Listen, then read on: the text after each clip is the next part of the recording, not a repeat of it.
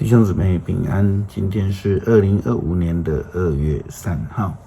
今天的经文是诗篇56篇，列王纪上卷17章第8节到16节，哥林多前书第2章第8节到16节。今天要跟大家分享的主题是判断万事。敬畏耶和华是智慧的开端。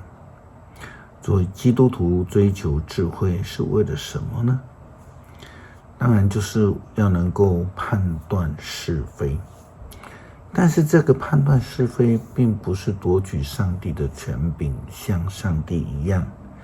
这是亚当和夏娃他们所犯的错。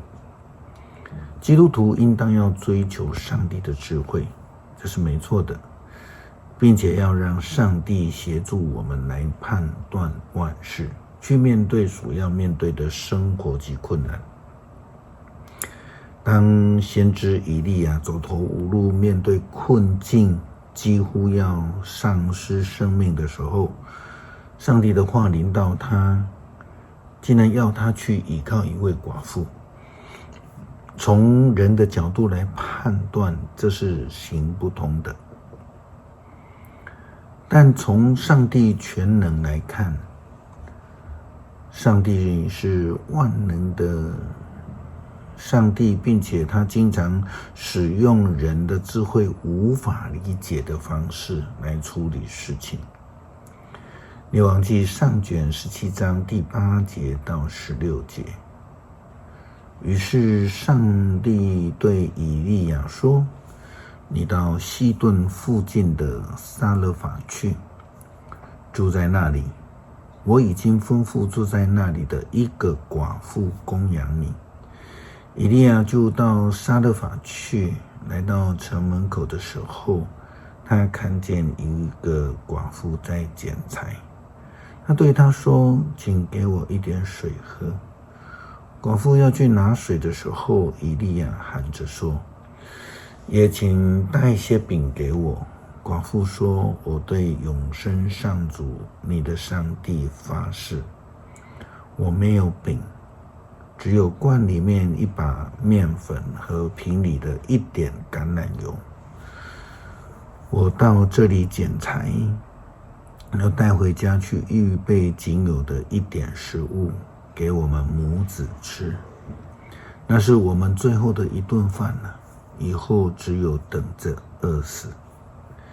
以利亚对他说，别担心，去做你的饭吧，可是要先做一块小饼拿来给我，然后用剩下的做饼给你和你的儿子，因为上主以色列的上帝这样说，一直到我上主降雨的那一天，罐里的面粉用不完，瓶里的油也用不尽。寡妇就去照着以利亚的吩咐做了，他们大家都有足够的食物吃，并且吃了好些日子。正如上主借着以利亚许诺的，罐里的面粉没有用完，瓶里的油也没有用尽。但如同先知以赛亚所说，上帝的道路高过我们的道路，上帝的智慧高过我们的智慧。保罗给哥林多教会的书信当中也是这样提到。哥林多前书第2章第8节到16节，他这样说道，世上的统治者没有一个懂得这智慧，如果懂得，他们就不会把荣耀的主钉在十字架上了。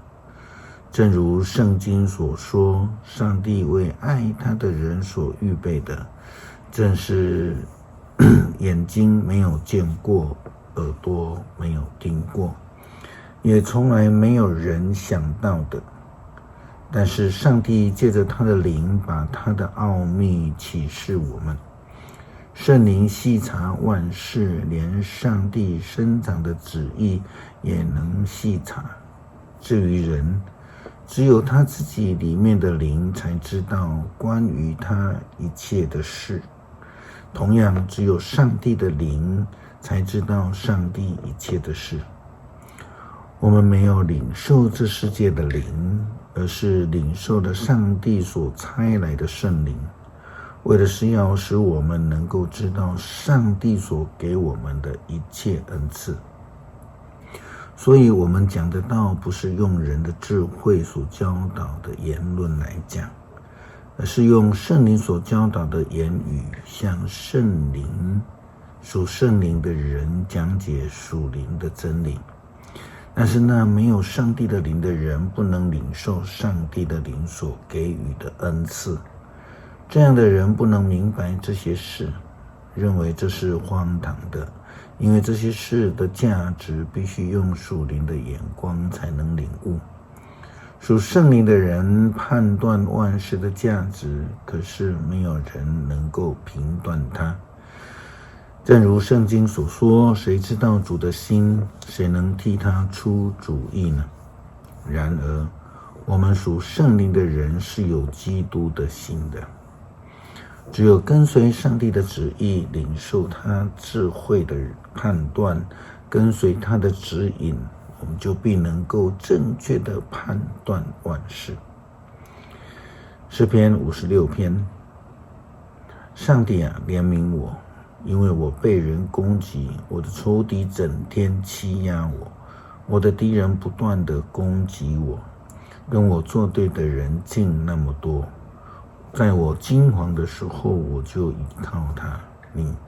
我信靠上帝，颂赞他的应许。我倚靠上帝，必不惧怕。血肉凡人能对我怎么样呢？我的仇敌整天想破坏我。上帝啊，求你惩罚他们的罪恶，求你向他们发怒，打倒他们。你知道我遭受的灾难，你记得我流过的眼泪，这一切不都记在你的册子上吗？我一向你呼求，仇敌便退败。我因此知道上帝在帮助我。我信靠上帝，颂赞他的应许。我颂赞上主的应许。我依靠上帝，我必不惧怕。血肉凡人能对我怎样呢？上帝啊，我要向你还我许下的愿，我要向你献感谢的祭，因为你救我脱离死亡，使我不至于惨败，得以生活在上帝面前，在那次生命的亮光当中。求主帮助我们做正确的判断，跟随主的旨意以及引导，帮助我们走在正道上，能够面对所有的困难，靠主而得胜有余。祷告奉主耶稣基督圣名求，阿们。